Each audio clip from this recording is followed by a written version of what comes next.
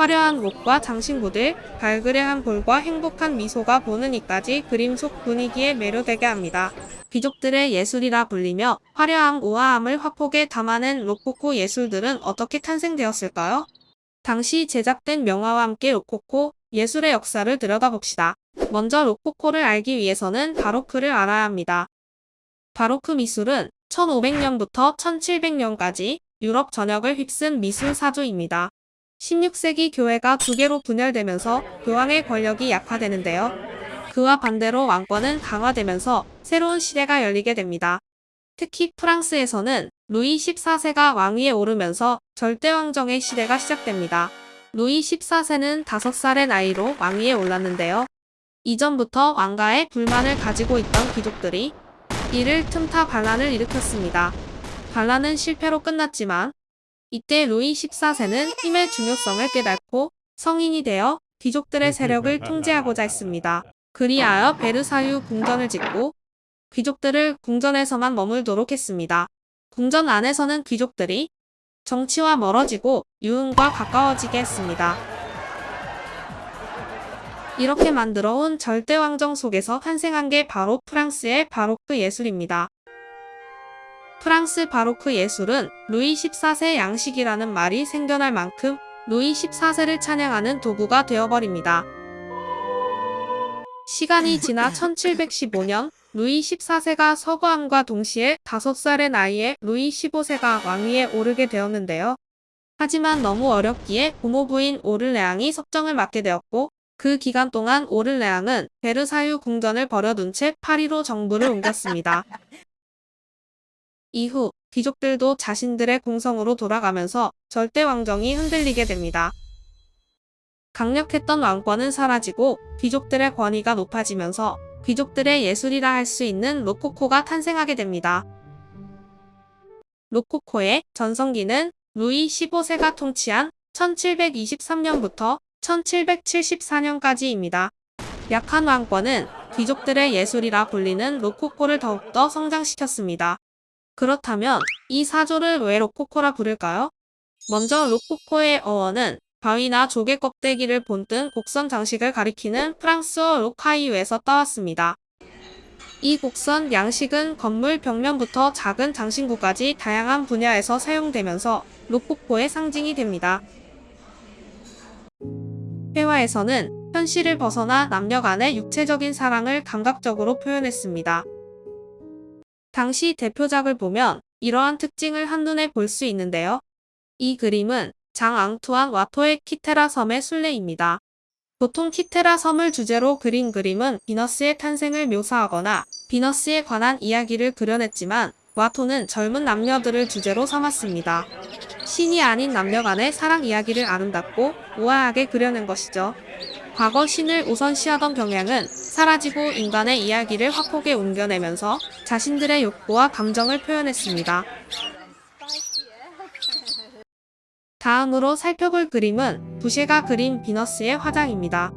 이 그림은 당시 루이 15세의 애첩이었던 퐁파두르 부인의 파우더룸을 장식할 목적으로 제작되었습니다. 사랑의 여신이 큐피드들의 시중을 받으며 몸을 단장하는 모습을 보이고 있죠. 인물의 피부는 투명하면서 장밋빛을 띠고 있고 영롱한 진주와 여기저기 쓰인 황금, 그리고 광이 나는 비단은 당시 로코코가 추구하던 아름다움, 화려함, 섬세함을 가장 잘 보여주었습니다.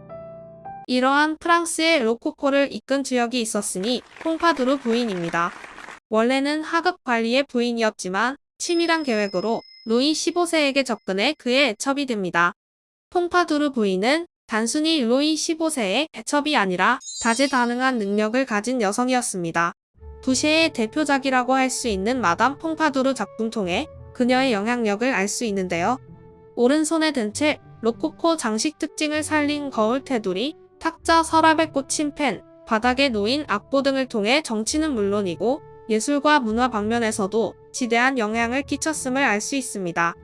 이런 퐁파두르 부인은 루이 15세의 총애를 받으며 여러 채의 성들을 하사받았고 그 성들을 꾸미는 것을 취미이자 도전으로 여겼을 정도로 매우 좋아했습니다. 색채 감각이 뛰어났던 그녀는 이전엔 사용하지 않았던 색을 조합하여 자신만의 스타일을 만들어냈는데요. 바로 그 컬러들이 로코코를 대표하는 파스텔톤의 핑크와 페퍼민트 색입니다. 그 당시 파스텔톤은 만들기도 까다롭고 상당히 비싼 물감이었음에도 그녀는 성을 꾸미기 위해서 아낌없이 투자했습니다. 어떤 전문가들은 로코코를 퐁파두르 양식으로 표기해야 한다고 말할 정도로 그녀의 영향력은 정말 대단했습니다.